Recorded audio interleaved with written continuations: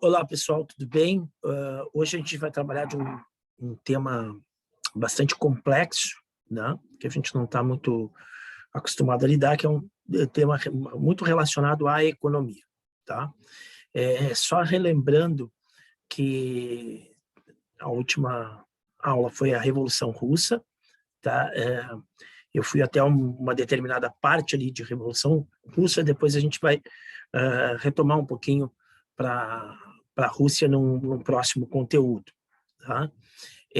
Lembrando, então, que a partir de 1922, a Rússia deixa de se chamar Rússia para se chamar União Soviética, União das Repúblicas Socialistas Soviéticas. Tá? Vira uma espécie de uma federação que vai aglomerar a Rússia e mais algumas outras nações sob a influência da Rússia, dentro disso que se chamará de União das Repúblicas Socialistas Soviéticas ou simplesmente União Soviética, tá? Então, só para vocês terem na mente que agora a gente não fala mais Rússia, vai falar União Soviética. Até 1990 não tem Rússia, tem União Soviética, ok? Lembrando a vocês a questão econômica da Rússia, da União Soviética, logo depois da Guerra Civil. A Revolução se dá em 1917, em outubro, se cria a partir de 1918 um movimento contra-revolucionário, então é necessário que os revolucionários defendam esta revolução, né? E aí tem aquela história do Exército Branco, Exército Vermelho, que a gente viu na última aula, e isso chama-se Guerra Civil. Essa Guerra Civil vai causar enormes prejuízos para a Rússia, que já vinha sofrendo desde a Primeira Guerra Mundial, já vinha sofrendo desde o período czarista. Então, a população russa continuou se dando muito mal. E para recuperar a economia depois da Guerra Civil, em 1922, surge a NEP, a Nova Política Econômica, né? Lançada pelo nosso amigo Vladimir Lenin. E nesta NEP, ele faz alguns recuos dentro da ideologia comunista. Vocês lembram que lá no começo da Revolução, os primeiros atos, né, foram um ato de controle total do Estado e acabando com a propriedade privada, confiscando as empresas, as indústrias, confiscando bens da burguesia, terras da nobreza, terras da igreja. Então, uma intervenção total do Estado na economia. Tá? Isso é comunismo. Mas, para reerguer a economia da Rússia, que estava quebrada, tá? Depois da Guerra Civil, ele dá um recuo, ele faz um recuo nessas medidas comunistas, né, de economia comunista, e faz algumas concessões capitalistas para a Rússia, né? Certo? Algumas, não muitas. As grandes empresas, o sistema financeiro, o sistema de transportes continua na mão do Estado, mas ele libera para que pequenas empresas, para que os camponeses possam vender livremente seus produtos no mercado, né, para dar uma estimulada nessa economia russa. Ponto. Porque agora a gente vai atravessar o Atlântico e vai vir para a América, mais especialmente para a América do Norte, e esse é o tema da nossa aula de hoje, né? Os Estados Unidos da América, que vocês viram que saiu extremamente fortalecido da Primeira Guerra Mundial, porque não teve combate dentro das suas fronteiras, dentro do seu território, assim não afetou a sua capacidade produtiva, pelo contrário, e entrou na guerra no último ano. Tá? Então, enquanto os outros países estavam perdendo força, estavam perdendo mão de obra, força produtiva, suas indústrias estavam paralisadas ou voltadas apenas para construir armamentos, a sua produção agrícola estava prejudicada, os Estados Unidos e outros países da América Latina estavam fornecendo alimentos para a Europa. Os Estados Unidos continuava com seu parque industrial a todo vapor, né? Então ele não teve os efeitos que a guerra teve para os países europeus. Então os Estados Unidos ele entra do lado que sai vencedor, né? Não tem as penalizações que o lado perdedor, como a Alemanha, vai ter de indenizar os outros países e tudo mais, e ainda sai como credor, ou seja, ele vai emprestar dinheiro para a reconstrução alemã e também para a França, para a Inglaterra, para os demais países que se envolveram na guerra, os Estados Unidos vai emprestar. Então, ele sai muito bem, enquanto que no seu território as coisas não foram afetadas pela guerra, certo? Então, nós vamos ver que nos anos 20, na década de 1920, vai existir uma certa euforia na população norte-americana, tá? Vai ter uma migração muito grande de pessoas, primeiro fugindo da guerra ou fugindo das condições econômicas que a Europa sofreu. Então, vai vir gente da Rússia, vai vir gente da Alemanha, vai vir gente da França, da Inglaterra, de tudo quanto é lugar vai vir gente morar nos Estados Unidos, mas principalmente esses países mais Itália, né? Italianos. Olha, de todas as partes do mundo, né? Um contingente muito grande de judeus também vai vir para os Estados Unidos. Então, a população dos Estados Unidos também cresce repentinamente. A produção industrial está a mil, tem emprego para as pessoas que estão chegando de fora, né? Estão sendo inventadas várias comodidades, vários bens de consumo, devido a avanços tecnológicos, avanços industriais. Então, vai surgir máquina de lavar roupa, vai surgir fogão a gás, vai surgir geladeira, tá? Não tinha essas coisas, não existiam essas coisas. Então, aspirador de pó. Então, um monte de produtos eletrodomésticos que vão surgir e vão causar, cada novidade dessas vai dar um status para quem tem um produto desses. Vocês sabem que é assim a cada novidade, né? Então, vai gerar uma espécie de consumismo, não é uma espécie, vai gerar uma onda de consumismo, certo? De consumismo, todo mundo querendo comprar essas coisas, por dois motivos. Uma, mais de um motivo, né? Porque ela facilita a vida. Segundo, porque tu é uma pessoa moderna, uma pessoa que está antenada com as últimas novidades, né? E uma pessoa que tem condições de comprar coisas boas para dentro da sua casa. E, ao mesmo tempo, porque se imaginava que tu consumindo, tu está alimentando a indústria e tu está ajudando a economia do teu país e ajudando o teu país a crescer. Neste mesmo momento, logo no pós-guerra, os Estados Unidos está exportando, né? Ele está produzindo industrialmente para mandar para a Europa, né? Porque a produção europeia estava prejudicada em função da guerra, certo? Então, essa questão de euforia ela vai gerar um efeito nocivo dentro do capitalismo, que é as pessoas começaram a investir também dinheiro, né? Uma maneira de querer ganhar dinheiro fácil.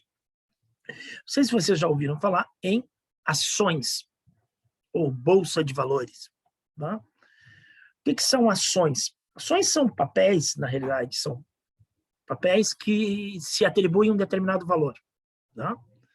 São papéis ao que a gente atribui um valor. Só que ali naquele papel está escrito uma coisa, que vale uma ação ordinária, uma ação assim, uma ação assado, da empresa, da indústria, de bicicletas do professor Ivo, certo? De uma determinada... Então, o que é isso? O que é a ação? O que são esses papeizinhos? Vocês já ouviram falar em empresas que a gente chama assim, vamos chutar um nome aí, Almeida e Pereira Companhia Limitada, tá? Indústria de parafusos. Bom, quando eu tenho essa terminação, Companhia Limitada, eu sei que eu consigo identificar facilmente os donos desta empresa, porque é o Almeida ou Pereira e só eles e talvez mais um ou dois sócios, tá? Porque é companhia limitada, ou seja, é limitado àqueles sócios, só aquelas pessoas são donas daquela empresa. Pois bem, mas as empresas muito grandes, vocês já viram que existe um SA no final do nome da empresa. Então, tem o Molas Votorantim SA. SA, Sociedade Anônima. O que é a sociedade anônima? É quando a empresa ela quer se expandir e ela precisa de mais dinheiro, ela precisa de um aporte de grana, de capital, então ela vai vender no mercado papeizinhos chamados de ações. Tá? Claro, hoje não é mais com papelzinho, é tudo via digital. Tá? Mas então, eu tenho, vamos dizer que eu estipulo que cada papelzinho desses vale R$1. Então, eu vou vender, que tem 3 papeizinhos. Tá? E lá o Ivo, que quer investir o seu dinheiro, compra 3 papeizinhos. É tudo. Estou chutando, é óbvio que se compra muito mais.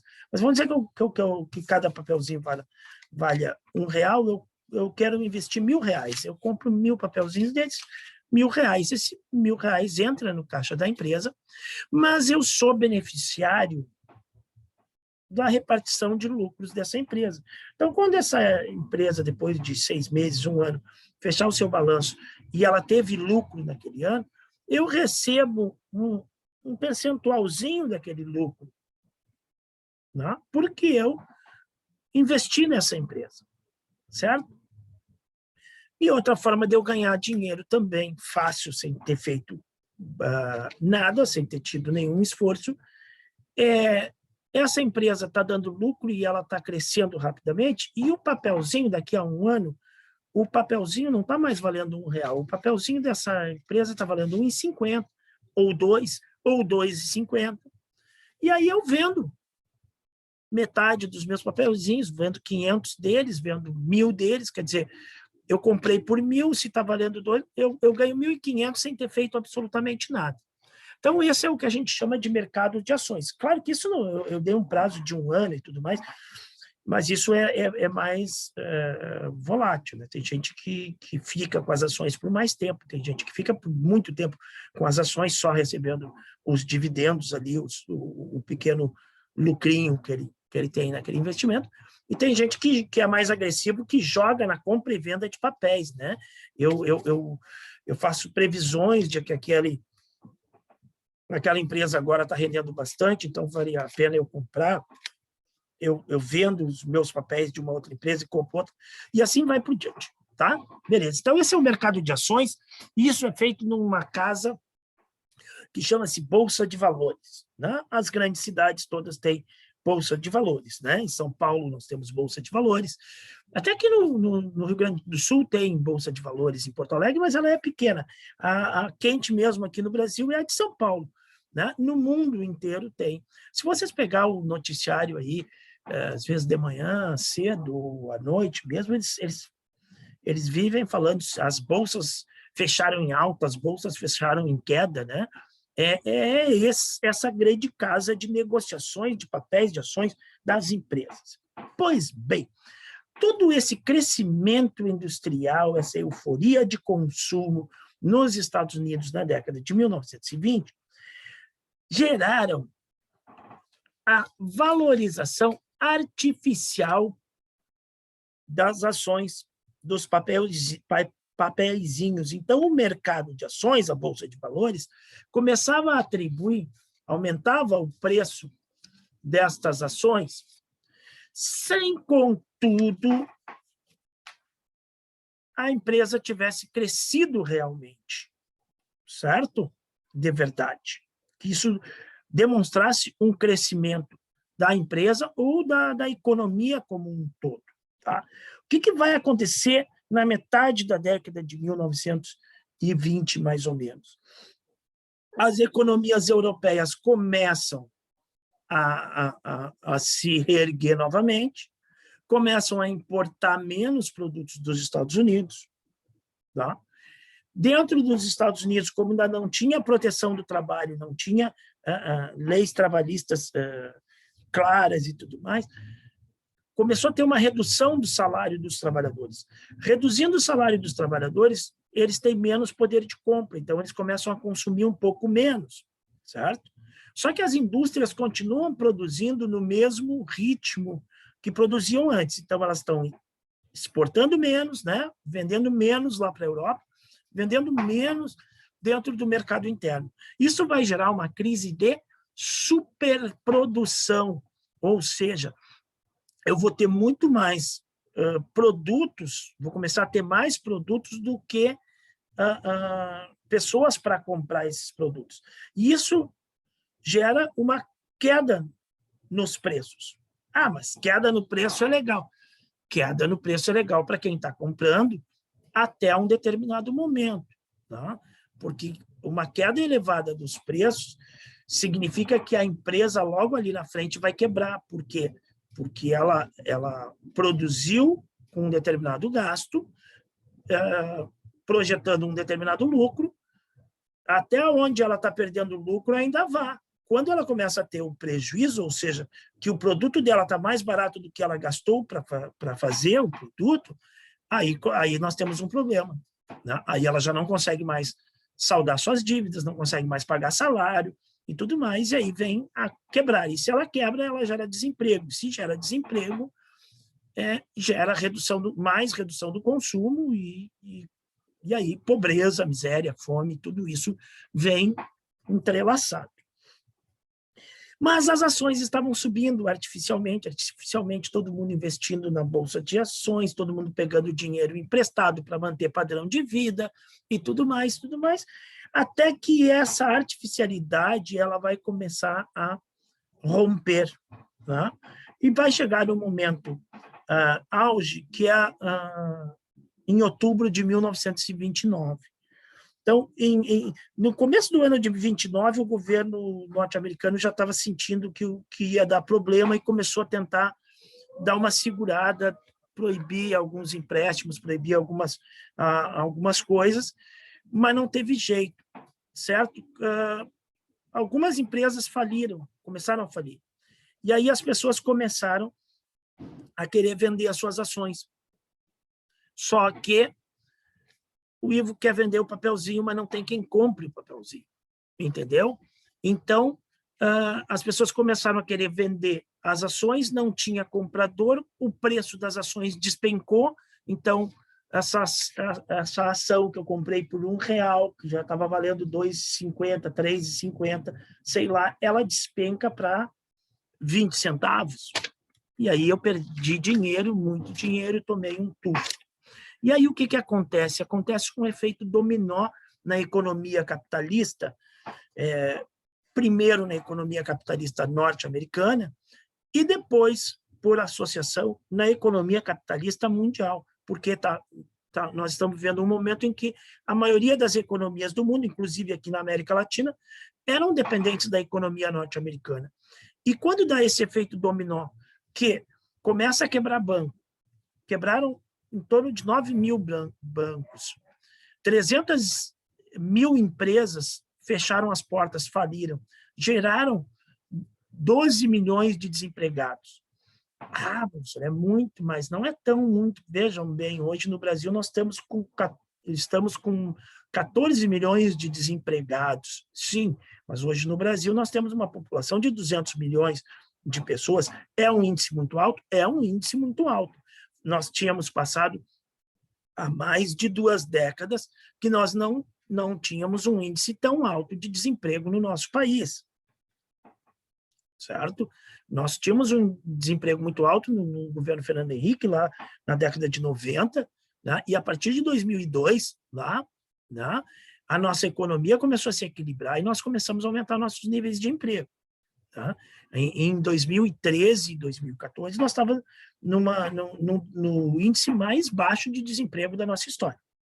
Tá? Em poucos anos, nós conseguimos retroceder tudo isso e aumentamos o desemprego. Mas é um índice muito alto, tá? Mas se a gente for comparar a população norte-americana lá no começo do século, esses 12 milhões era mais alto ainda do que esses 14 milhões de desempregados que a gente tem hoje, certo? Era 25% da força de trabalho norte-americana, ou seja, 1/4 das pessoas aptas a trabalhar não tinham emprego, né? 25% das pessoas aptas a trabalhar não tinham emprego, né? E isso vai gerar recessão, vai gerar fome, vai gerar miséria, né? Então, vai gerar uma crise muito grave nos Estados Unidos. Então, esse episódio que a gente chama de crash ou crack, né? Dependendo vocês vão ver, dependendo do livro que vocês pegar, vocês vão pegar a palavra crash, vão pegar a palavra crack, ou vão pegar a palavra quebra da Bolsa de Nova York, né?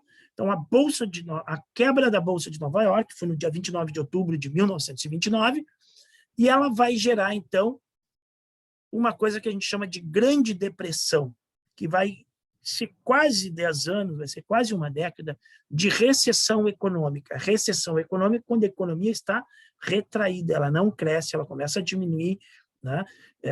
Eu tenho baixo nível de consumo, eu tenho alto nível de desemprego, né? E uma dificuldade econômica muito grande. Certo? Bueno, isso vai se alastrar, então, para outros países. Os países da Europa que estavam se reerguendo, tinham melhorado sua economia, mas ainda dependentes da economia norte-americana, eles sentem os efeitos e vai acontecer. A Alemanha, então, vai sentir mais forte ainda, porque a Alemanha ainda estava muito pior do que Inglaterra e França. Então, o nível de desemprego na Alemanha vai ser altíssimo, né? A desmonetarização, e aí aumenta um monte de coisas, né? Aumenta a criminalidade, aumenta a prostituição, né? Aumenta a fome, né? Morador de rua, ora, enfim, é uma tragédia, né? E só um parênteses, né? Nós estamos vivendo uma época, hoje, agora, no Brasil, muito perto disso, porque a gente tem, em cada 10 famílias brasileiras, nós temos 6 em dificuldade e insegurança alimentar, ou seja, de cada 10 famílias brasileiras, 6 famílias não têm a garantia de se alimentar todos os dias. Tá? Nós temos um índice de desemprego muito grande, nós temos um aumento de preços ao consumidor muito grande nos últimos períodos, nos últimos 2 anos, um aumento de preços de tudo, muito, e uma redução de salários também. Tá? E agora, com a pandemia, então, se perdeu vários empregos, se fechou várias empresas, ou as pessoas estão ganhando menos e tudo mais. Beleza? Não, não é beleza, tá ruim, tá bem ruim. Tá? Tá parecido com o que foi os Estados Unidos e o mundo inteiro a partir de 1929, que vai se alastrar a partir da década de 30. Bueno, como é que vamos sair deste buraco? Tá? Em 1932, vai ser eleito um cara nos Estados Unidos chamado Franklin Delano Roosevelt, porque o presidente lá norte-americano da época, ele disse, não, o mercado se regula, né? Porque é a ideologia capitalista. Qual é a ideologia que é o eixo do capitalismo? Né? É a ideologia liberal, né? O liberalismo econômico, tá? Lá do nosso amigo Adam Smith. Então, liberalismo econômico quer dizer assim, que o Estado tem que ser leve, tem que ser pequenininho, né? E que o mercado se regula, que o Estado não pode intervir na economia, né? O Estado não pode influir na economia. O próprio mercado, as próprias relações comerciais das pessoas, das indústrias, das empresas e tudo mais, que regulam toda a economia. A livre concorrência, né? Então, cada um tem a sua empresa e vai concorrer, vai competir com o outro, e essa competição, essa concorrência, ela é saudável, porque o cara vai sempre procurar melhorar para poder vender mais, para poder ser melhor do que o outro, e o outro também vai tentar melhorar e tudo mais. Blá, blá, blá, blá, blá, blá, blá. Liberalismo, ou seja, deixa livre que o mercado se ajeita. E foi isso que o presidente americano, na época, depois da crise de 29, pensou, não, o mercado vai se ajeitar. Só que o mercado não se ajeitou, e entrou a década de 30, e entrou 1932, e o desemprego aumentando, e a miséria e a pobreza das pessoas. Então tá, aí o Roosevelt vai quebrar essa lógica capitalista, seguindo as ideias de um economista inglês chamado John Maynard Keynes, né? O Roosevelt vai lançar um plano chamado New Deal, o novo acordo, né? Então, esse novo acordo ele vai tomar umas medidas de intervenção do Estado sobre a economia. Hoje, no Brasil de hoje, uma parcela da população chamaria esse cara de comunista, que é aquela parcela da população que não sabe o que é comunismo e chama todo mundo de comunismo, tá? E que tem medo de comunismo, e que tem medo que o Brasil volte a ser comunista, né? E aí a gente já nota a ignorância, o desconhecimento do tema, porque o Brasil nunca foi, nem chegou nem perto de ser comunista, nem socialista, nem nada disso, né? E o Brasil talvez tenha chegado perto de um estado de bem-estar social. Talvez. Não? Na década. Não? Mas nunca foi socialista, nunca foi comunista. Tá? Mas a quem não entende ia chamar o Frank Delano Roosevelt, presidente da maior nação capitalista do mundo, de comunista. Por quê? Porque ele fez ações de intervenção do Estado na economia. Que ações foram essas? Um plano de obras públicas, tá? Ele vai, então, promover a construção de ponte, de viaduto, de estrada, com dinheiro do Estado, né? E assim ele emprega gente, porque para eu construir uma ponte, para eu construir uma estrada, né? Um viaduto, uma escola, eu tenho que ter gente trabalhando, e para ter gente trabalhando, tem que pagar salário. E essa pessoa recebendo salário, ela pode consumir, certo? Então, uma das coisas, plano de obras públicas, né? Incentivo, financiamento de plantações, né? Incentivo agrícola, ou seja, financiar aquele camponês, aquele trabalhador rural, aquele proprietário rural que não tinha condições, que tinha hipotecado as suas terras. O que é hipotecar? É quando eu pego um empréstimo e dou como garantia do empréstimo um bem que eu tenho, uma casa, geralmente um bem imóvel, né? Uma casa, um terreno, né? Uma pequena fazenda. Então, era muito comum isso, que os caras pegassem dinheiro emprestado no banco para comprar um trator, para comprar maquinário, para comprar semente, para iniciar a produção, para pagar esse empréstimo depois da produção agrícola, depois de ter vendido a sua safra toda. Com a recessão, o cara não conseguia pagar isso e estavam vários perdendo as suas terras. Então, o Estado vai financiar esse produtor para que ele não perca e para que ele possa pagar suas dívidas, para que ele possa plantar, para que ele possa produzir alimentos sem ter que perder as suas terras. A mesma coisa ele vai fazer com os industriais, com as indústrias, né? Vai financiar essas indústrias para que as indústrias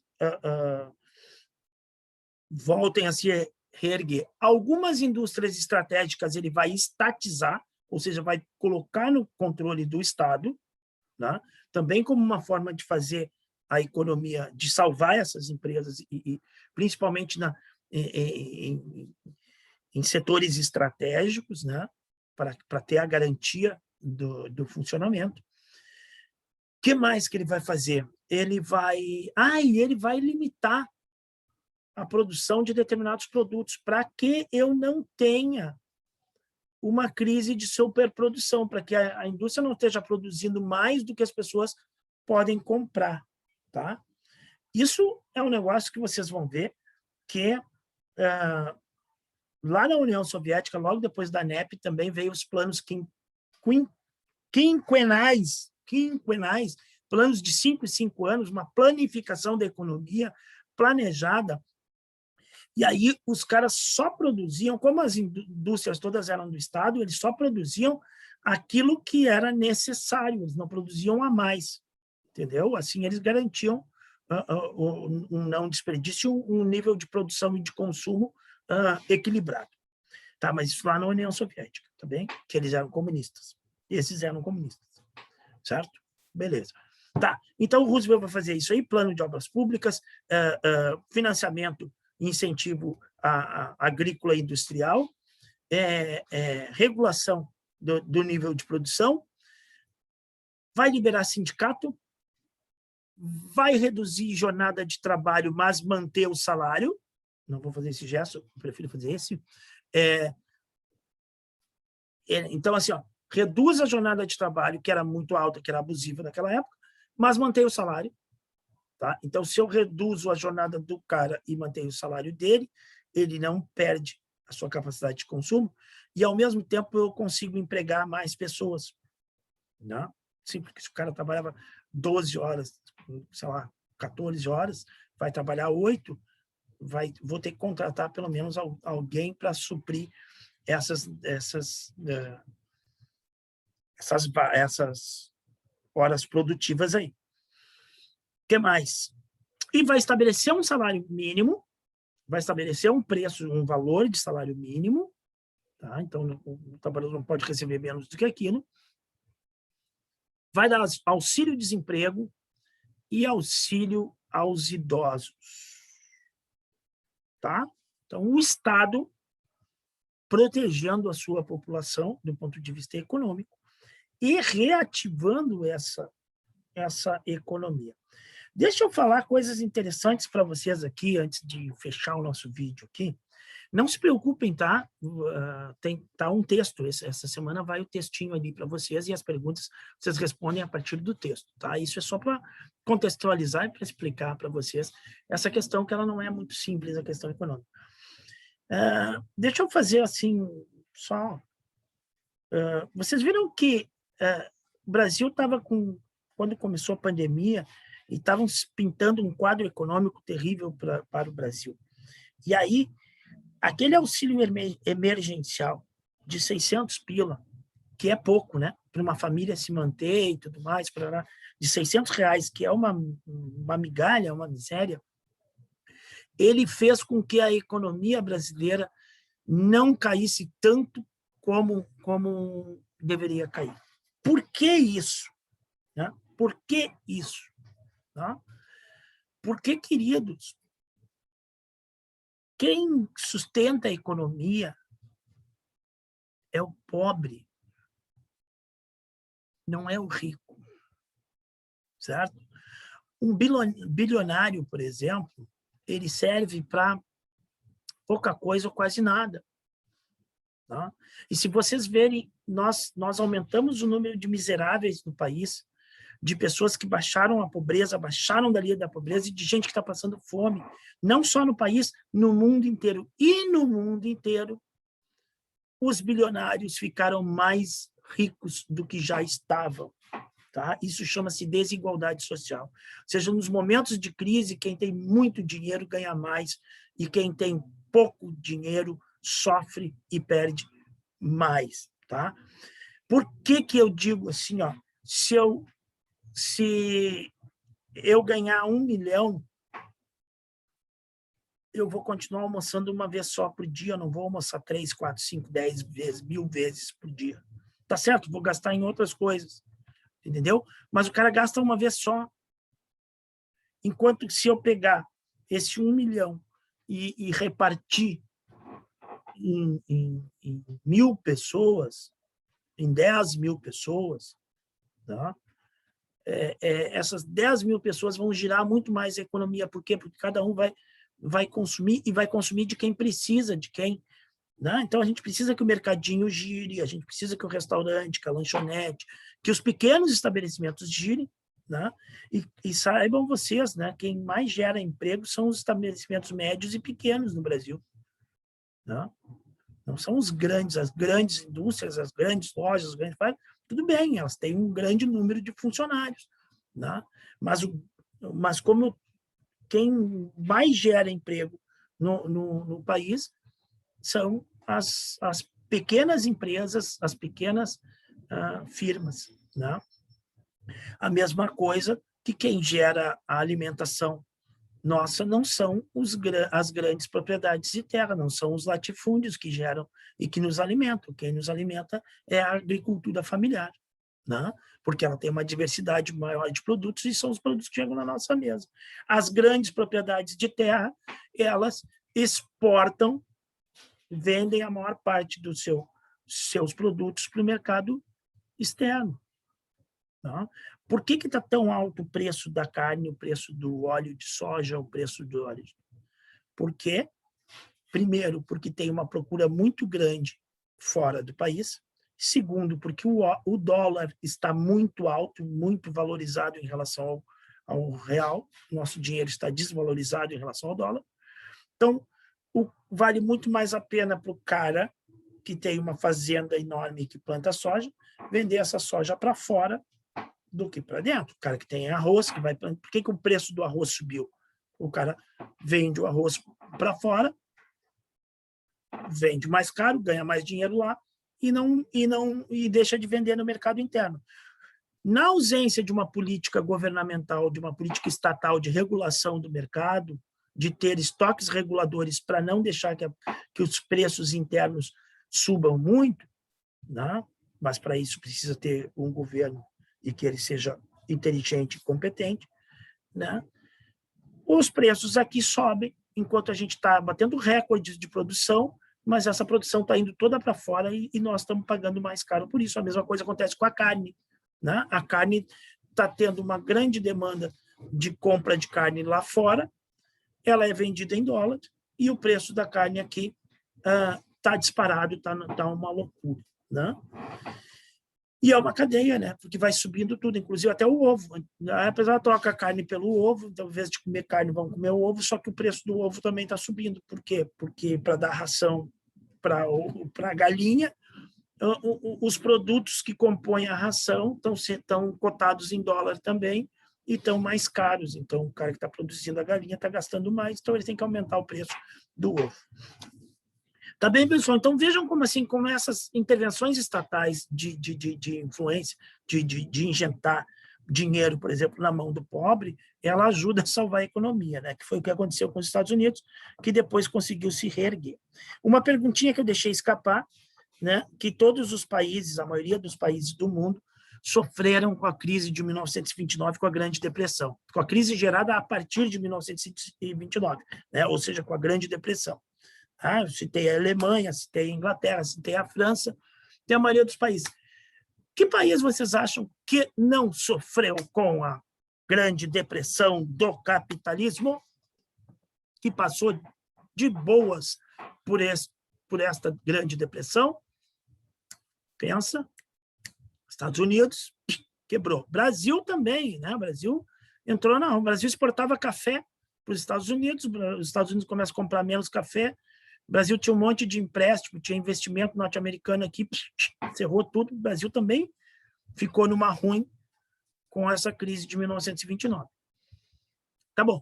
E que país que vocês acham que não sofreu com a Grande Depressão, com a crise do capitalismo? É assim mesmo, União Soviética. Claro, os caras não eram capitalistas, os caras não dependiam do mercado capitalista, os caras tinham a Rússia, que já era um baita de um país, e mais um monte de outros países em volta, que eles negociavam entre si, né? Tinha uma economia planificada, tinha uma economia controlada, não sofreram com a crise do capitalismo, não teve esse excesso de consumismo, não teve a subida artificial dos preços das ações, né? que veio a quebrar depois. Então, os caras passaram numa boa e, então, aquela Rússia que tinha saído da Guerra Civil arrebentada economicamente vai chegar nos anos 30, de 1930, como uma potência econômica. Uma potência militar também. Então, a Rússia ela vai dar essa melhorada. Aquela melhorada da NEP e depois dos planos quinquenais. Tá? Tu vê que assim, ó, o assunto era sobre os Estados Unidos, mas não tem como não falar sobre a União Soviética também, porque o mundo está começando a se polarizar em dois blocos aí. Tá? E a grande sacadinha, assim, a coisa interessante, né, que os russos, para saírem da sua crise econômica, adotam algumas medidas capitalistas. Os capitalistas, para sair da sua crise econômica, têm que adotar medidas intervencionistas de intervenção do Estado. Então, quer dizer, os dois fazem movimentos contrários às suas ideologias para poder se reerguer. Talvez seja aí a dica de que nem tanto ao céu, nem tanto à terra, né? Que o bom é o equilíbrio, o caminho do meio, como diriam os budistas. Certo, meus queridos? Espero não ter fundido a cabeça de vocês com essas questões econômicas. Leiam um texto, respondam as questões. Um abraço a todos. Tchau.